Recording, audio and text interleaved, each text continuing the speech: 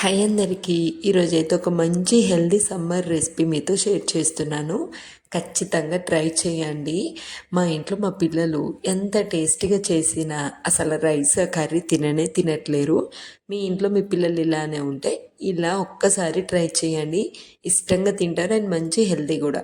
పెసరపప్పు ఎంత తీసుకుంటే సగ్గుబియ్యం అంతే తీసుకోవాలి. నానబెట్టేసి కొన్ని ఆనియన్స్ పెద్దగా, కొన్ని ఆనియన్స్ చిన్నగా, టొమాటో, క్యారెట్, పచ్చిమిర్చి, అల్లం ముక్క, నేనైతే హాఫ్ కప్పు సగ్గు బియ్యము, హాఫ్ కప్పు పెసరపప్పు, అవి కుక్కర్లో వేసుకొని మునిగిపోయేంతవరకు వాటర్ వేసుకొని కొన్ని అల్లం ముక్క, అలాగే పచ్చిమిర్చి, పెద్దగా కట్ చేసిన ఆనియను, పసుపు, అలాగే కొంచెము నెయ్యి మంచిగా కుక్కర్ చేసుకోవాలి. 3 విజిల్స్ వేసుకుంటే సరిపోతుంది.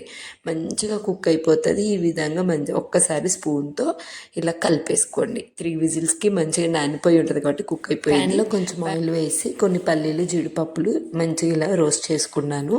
ప్లెయిన్గా తినకుండా మధ్య మధ్యలో ఇవి తగిలితే బాగుంటుంది. ఇలా గోల్డ్ కలర్ అయిన తర్వాతకి తీసి పక్కన పెట్టుకోండి. కొంచెం జీలకర్ర, పచ్చిమిర్చి, కరివేపాకు, ఆనియను, చిన్నగా కట్ చేసిన అల్లం ముక్క, అలాగే క్యారెట్ ముక్కలు చిన్నగా కావాలంటే తురుముకోవచ్చు. ఇంకా మీరు గ్రీన్ పీస్ వేసుకోవచ్చు.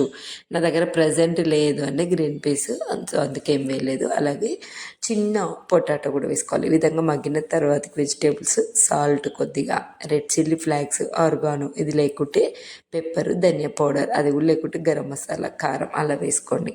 కొంచెం గరం మసాలా వేసుకున్నాను. ఎక్కువ స్పైసీ ఉన్న బాగోదు.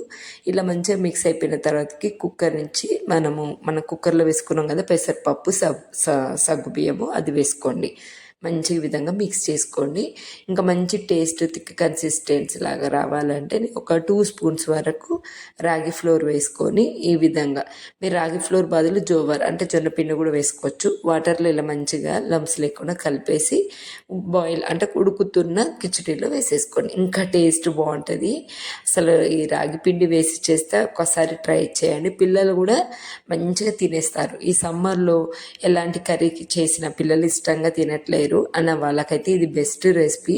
ఇలా చేసినాన మా పిల్లలు ప్రతిరోజు చేయమంటారు. ఏదో మార్నింగ్ బ్రేక్ఫాస్ట్, డిన్నర్కి ఏదో అలాగా వాళ్ళకి నచ్చినట్టు చేసేయండి.